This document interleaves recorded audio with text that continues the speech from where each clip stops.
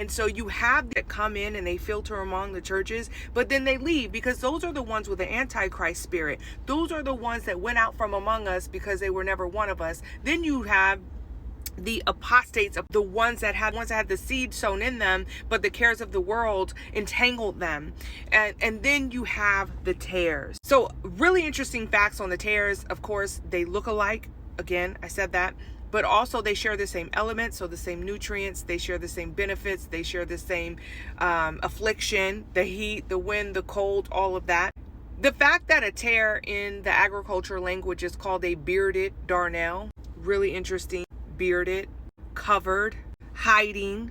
But here is a mind-blowing, heart-altering thing that I learned, is that the tares compete with the wheat.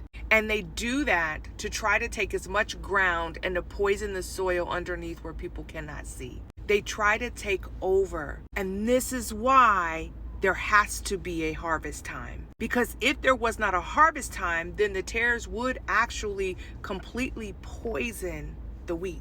So there is a season and a time in which these people are going to be allowed to go around and mimic and contend and compete. But the Bible says that at the end time, God is going to deal with those who practice lawlessness and to those who offend. This is not the season to just be following around people. This is the season to understand that Jesus teaches a drink my blood and eat my flesh type of message. If it's itching to your ears, if it feels good to your flesh, I'm just telling you, put it under the light of the Lord.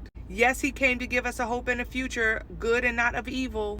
But if you are permitted to say, oh, I can confess my sin and that's enough. But the Bible says confess your sin and forsake it. If you are permitted to wallow like a pig in the mud, if you are permitted to be like a dog to return to its own vomit, I'm telling you that doctrine is wrong. Eternity is not eternity until you enter into it.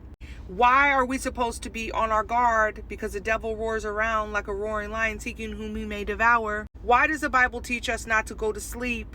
Why does the Bible tell us to pray without ceasing?